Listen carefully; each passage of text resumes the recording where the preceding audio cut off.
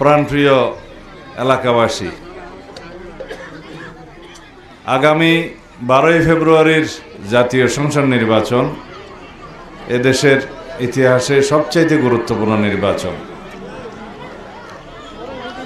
এই নির্বাচনে আপনাদের রায়ের মধ্য দিয়ে বাংলাদেশে গণতন্ত্রের শক্তিশালী ভিত্তি রচিত হবে।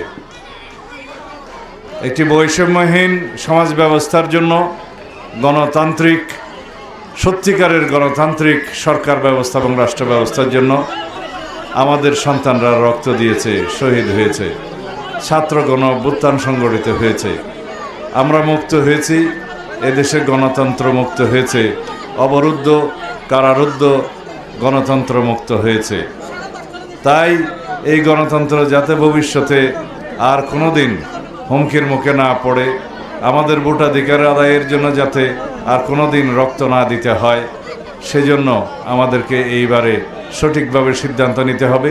বাংলাদেশের রাজনৈতিক দলের পক্ষে, বাংলাদেশের পক্ষের শক্তির পক্ষে, মুক্তিযুদ্ধের পক্ষের শক্তির পক্ষে আমরা শহীদ রাষ্ট্রপতি জিয়াউর রহমান প্রতিষ্ঠিত বাংলাদেশ জাতীয়তাবাদী দলের অনুসারী।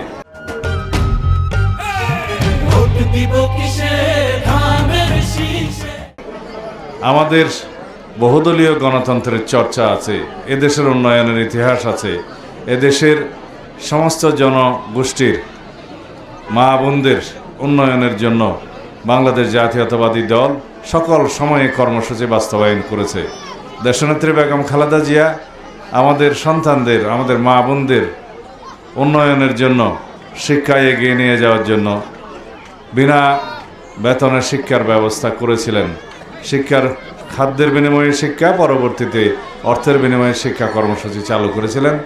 আমাদের ছেলেমেয়েরা তারা শিক্ষিত হয়েছে, দেশের সম্পদে পরিণত হয়েছে। এইভাবে সমস্ত ক্ষেত্রে আমরা উন্নয়নের স্বাক্ষর রেখেছি।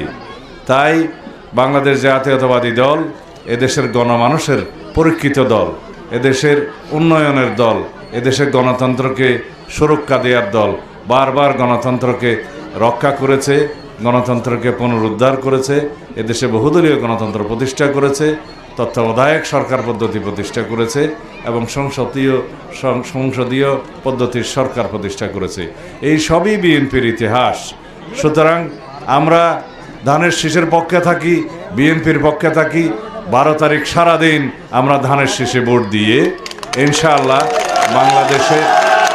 বাংলাদেশের শান্তি, শৃঙ্খলা, নিরাপত্তা এবং সুশাসনের বাংলাদেশ প্রতিষ্ঠা করব ইনশাআল্লাহ।